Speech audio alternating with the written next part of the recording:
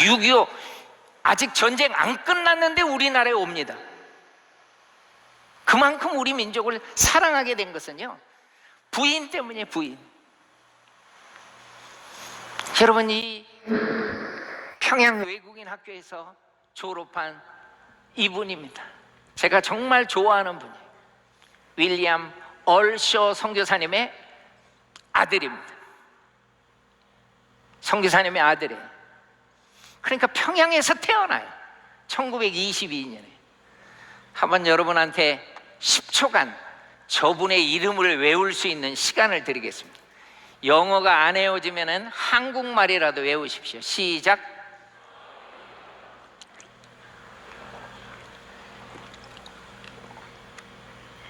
외워졌습니까? 윌리엄 해밀턴 쇼입니다. 이분이 고등학교를 평양에서 마치고 미국으로 대학을 갑니다. 근데 대학을 갔는데 세계 2차 대전이 터지는 거예요. 그래서 해군 장교로 참전을 해요.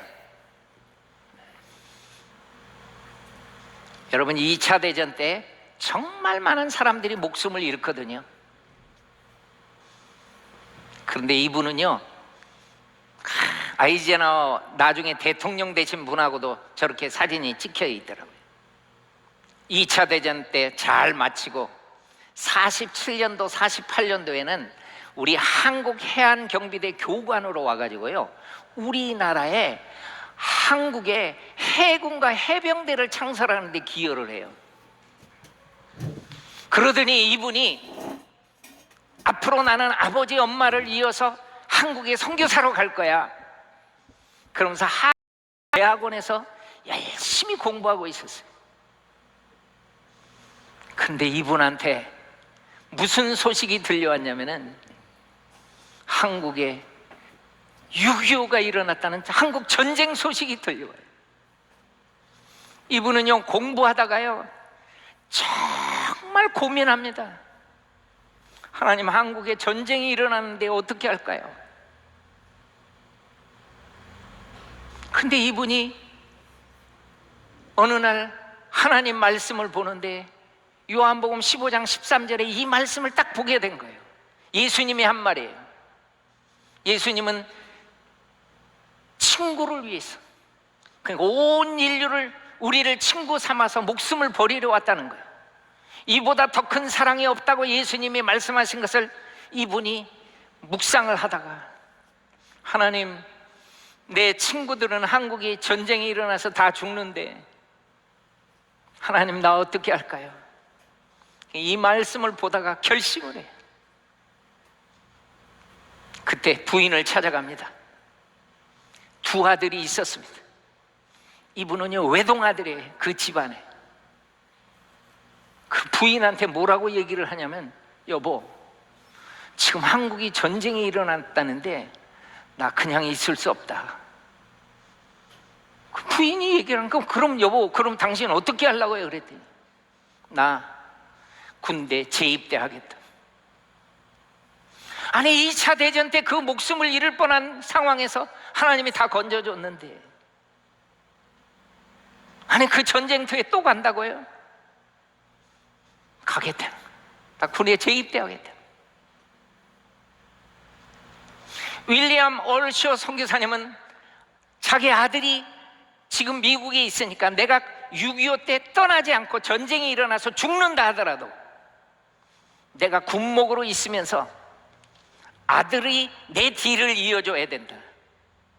그리고 자기는 이 땅에서 전쟁이 일어나서 죽으면 죽으리라 하고 떠나지 않았어요. 아들을 기대하고 있었어요. 근데 이 부부한테, 아버지 어머니한테 아무 말도 할 수 없는 편지가 날라와요. 무슨 편지겠습니까? 저는 한국에서 태어났습니다. 저는 한국 사람입니다.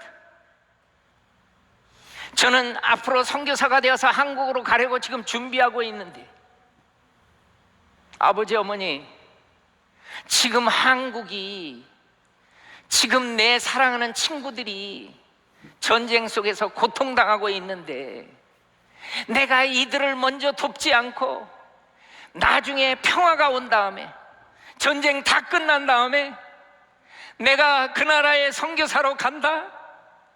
아니, 그 나라가 다 평화를 되찾고 있을 그 이후에 내가 한국에 간다? 아버지, 어머니, 내 양심이 도저히 허락하지 않습니다. 나는 못 견디겠습니다. 평화가 온 다음에 가는 것은 나는 내 양심에서 허락하지 않습니다. 여러분, 이 편지에 부모님 아무 말도 못합니다. 그리고요, 이분은요, 미 극동부 정보장교로 해가지고 와요. 한국말을 잘하니까, 영어도 잘하니까. 그 메가더 사령관의 작전 참모로요, 이분이 옵니다.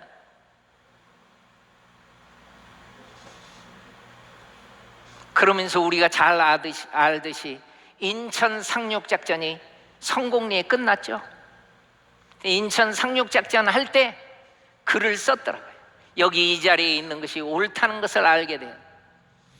편안한 마음을 가질 수 있고, 또 주님께서 저희에게 이런 평안한 마음을 주십니다.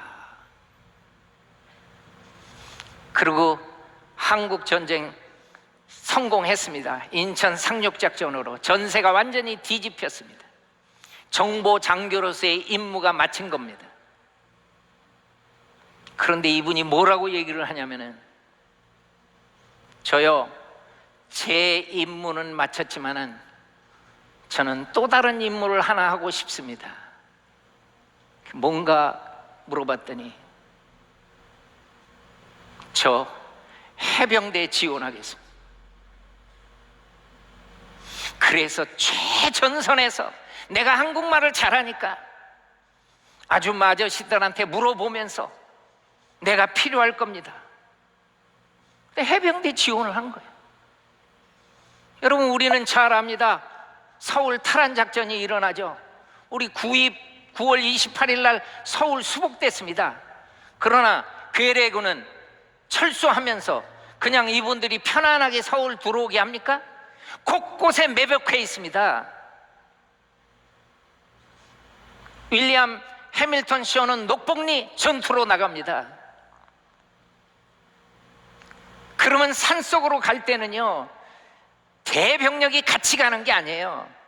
몇 분의 그 천병이 앞에 가서 다 보살피고 난 다음에 아무 일이 없으면 큰 뒷부대가 오는 거예요. 천병으로 이분이 맨 앞서 나갔던 것입니다.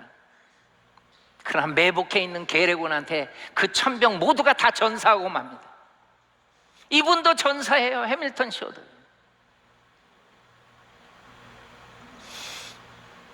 아버지가 너무 마음이 아팠어요.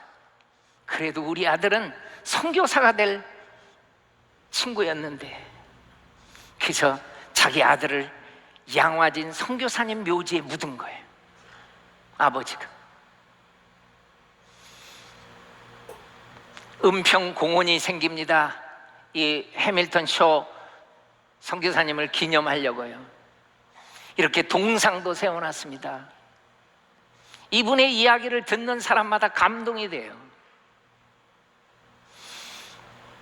이 해군 참모였던 이성아 이분이요, 나중에 해군 참모총장까지 지내는데요, 이분이 6.25 때 같은 배를 탔었어요. 인천 상륙작전 할 때. 한국말을 유창하게 하니까 이분이 영어를 못해도 다 알아듣는 거예요. 어떻게 해서 참전했는지를 얘기를 듣다 보니까 너무 감동이 되는 거예요. 아니, 전쟁이 일어나면 많은 사람들이 다 도망가는데, 아니, 군복무 2차 대전 때 다 마쳤는데 뭐 어떻게 한국전에 또 참전해가지고 이렇게 찾아오나. 이분이 감동이 된 거예요. 그래서 여러분, 해군 사관학교에 가면 이분의 흉상을 만들어 놓고요, 많은 분들이 이분의 스토리에 감동을 받아요. 그리고 경의를 표해요. 그렇지 않겠어요? 많은 분들이 이분의 이야기를 알면 감동을 받아요. 이분은 호국영웅 우표로도 나옵니다. 근데 정말 가슴 아픈 것은 아버지하고 어머니, 외아들이거든요. 우리 뒤를 이어서 한국 선교를 이어가기를 기대했었는데 이 아들이 먼저 목숨을 잃은 거 아닙니까? 저는 선교사님을 연구하다가 많은 분들이 부모님이 먼저 돌아가시고 뒤를 잇거든요. 대부분이 다 그래요. 근데 윌리엄 얼시오 선교사님은 아들이 먼저 목숨을 잃은 거예요. 그러니까 자기 남은 생애를 정말 열정을 다해서 이 나라를 위해서 섬깁니다. 이분이요, 이 아들의 죽음 다음에 모곤대 교수로 있을 때 뭐라고 얘기를 하냐면은 우리 아들의 이름으로 교회를 하나, 모곤대가 당시 예배드릴 공간이 없어서 교회를 하나 지어달라고 하니까 5,955명의 이 친지와 교우들이 정성을 모아서 헌금해가지고요, 모곤대 안에 저렇게 교회가 세워져요. 해밀턴쇼 기념 예배당이 저렇게 세워졌었습니다. 근데 이게 이제 신캠퍼스로 지금 대전에서 옮겼거든요. 옛날 건물이 신캠퍼스로 옮기면서 신캠퍼스에서도 저분의 이름만큼은 기억하기 위해서 이 교회를 할 때 해밀턴 쇼 기념 예배당을 그대로 저렇게 세워준 겁니다. 저기 가면 다 저렇게 돼 있어요. 여러분이 모곤대 가면 한번 꼭 찾아보십시오. 그리고 부인은 이화여대 교수로서 사역을 감당하고 그 아들은, 장남은 서울대 교수로 사역을 감당하고, 그리고 이분들이 부인이랑은 유언을 하는 게 있어요. 나는 바로 내 남편 옆에 묵히겠다. 저 뒤에 보이는 묘를 보십시오. 이 묘가 부모님의 묘입니다. 자세히 보면은요, 아들은 1950년에 돌아가셨으니까 그 아버지는 17년을 더 살았고 어머니는 21년을 더 산 거예요. 그리고 이 땅에 잠들어 있는 거예요. 여기는 전주 땅에 묻혀 있는 선교사님의 묘예요. 여러분, 전주 예수병원이 그냥 생기는 거 아니에요. 신흥학교 기전여고가 그냥 생기는 거 아니에요. 이런 선교사님들의 희생 다음에 나오는 거예요. 이 땅은 광주 땅에 묻혀 있는 선교사님의 묘예요. 광주 기독병원이 그냥 나오는 거 아닙니다, 여러분. 숭일학교, 수피아여고가 그냥 나오는 게 아닙니다. 이분들의 희생 다음에 나와요.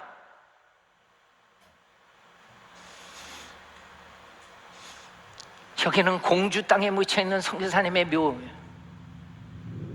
영명학교가 그냥 나옵니까? 아니, 우리 아토미가 그냥, 본사가 그냥 세워집니까?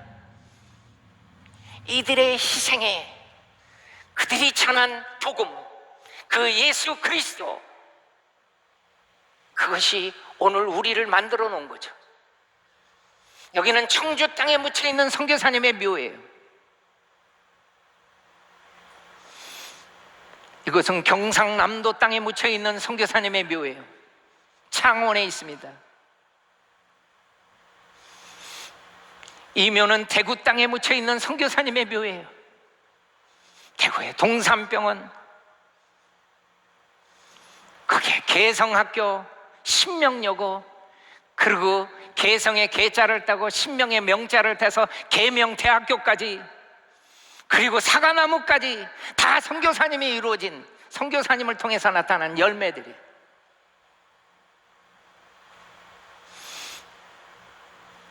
이 땅은 안동 땅에 묻혀 있는 선교사님의 묘예요. 이 선교사님의 묘 바로 옆에가 안동 고등학교 교우문입니다.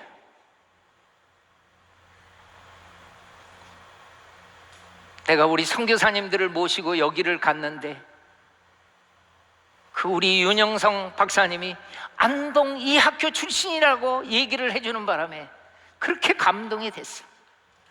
그렇지. 이런 선교사님들의 희생과 그 열매가 우리에게까지 와닿는 거지. 여러분, 여기는 서울 양화진에 묻혀있는 선교사님의 묘예요. 가장 선교사님의 묘가 많이 묻혀 있어요. 중부 지역, 그러니까 경기도 강원도에서 사역했던 선교사님이 돌아가시면은 이곳에 묻혀요. 저는 많은 선교사님들의 삶을 연구해서 한국 성도들한테 이분들이 어떻게 살다가 이곳에 잠들어 있는지를 얘기하면은 전하는 전하, 듣는 사람이나 하나님이 주시는 동일한 눈물이 있어요. 여러분, 그 눈물이 뭔지 아십니까? 너희 민족 어떻게 살았는지 아니? 이렇게 살았잖아. 1600년 동안 불교 역사야. 아니 500년이 넘는 유교야.